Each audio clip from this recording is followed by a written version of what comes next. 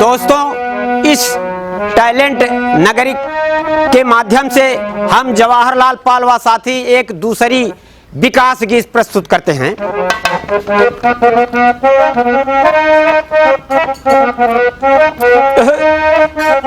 तो छोड़ी दया चरवा के कोर हो, छोड़ी दया चरवा के कोर हो, बालाम होई ग भोर बोल चिरई। छोड़ी दया चरवा के कोर हो, बालाम होई ग भोर बोल चिरई। छोड़ी दया चरवा के कोर हो,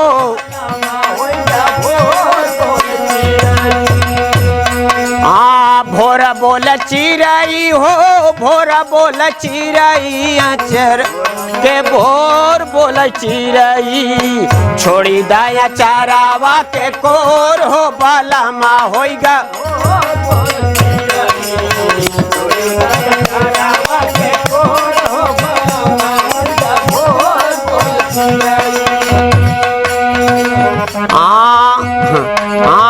भइल बा सबेर बेर करा जिन सजानावा।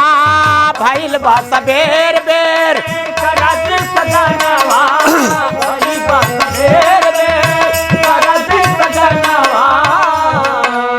बोले चूहा चूहिया तन के खोला नया नावा। बोले चूहा चूहिया तन के खोला नया नावा। बोले चूहा चूहिया तन के खोला नया नावा। मनावा के भैला चित चोर हो, मनावा के भैला चित चोर हो, बालामा होई ग भोर बोल चिरई। मनावा के भैला चित चोर हो, बालामा होई ग भोर बोल चिरई।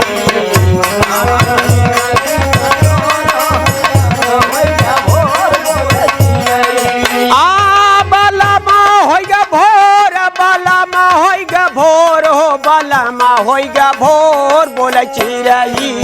छोड़ दया चरवा के कोर हो, बालामा होई ग भोर बोल। छोड़ दया चरवा के कोर हो, बालामा।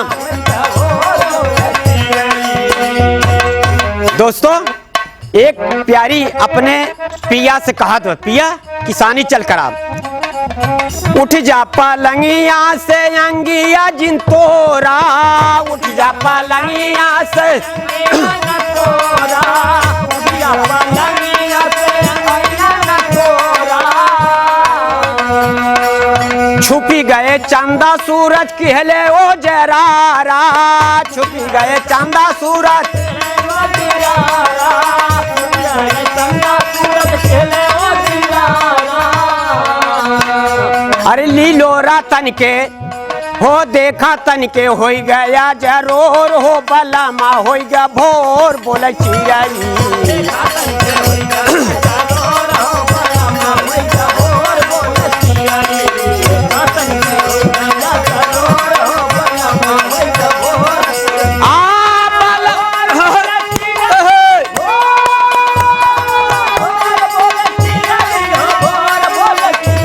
बालामा होई ग भोर छोड़ी दया चरवा के कोर हो, बालामा होई ग भोर बोल।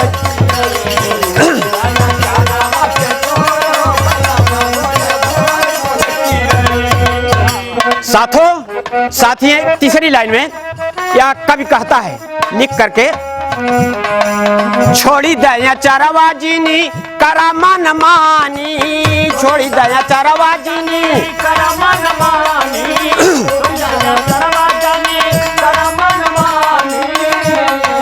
पिया आंचल छोड़ दे। छोड़ी दया चरवा जीनी करा मन मानी। छोड़ी दया चरवा जीनी करा मन मानी। छोड़ी दया चरवा जीनी करा मन मानी।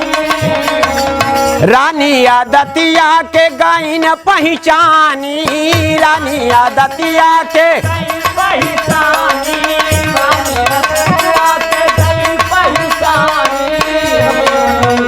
अरे जानी जमहू हो जानी जमुआई कर जोर हो बला मा हो गया भोर बोल चिराई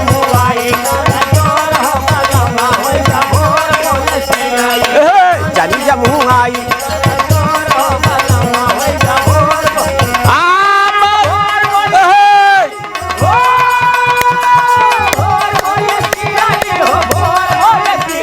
बाला मा हो गया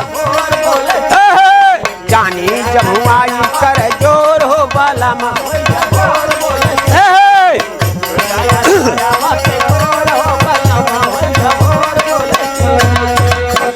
देखिए दोस्तों लास्ट और अंतिम बंद में कवि का कहना है बाबा बीजागीर चल के कैले किसानी बाबा बीजागीर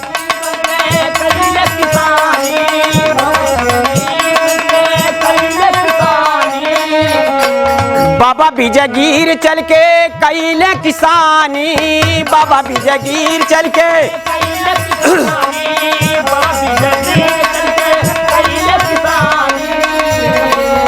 खेतवा में हम लैके औ बैदान पानी खेतवा में हम लैके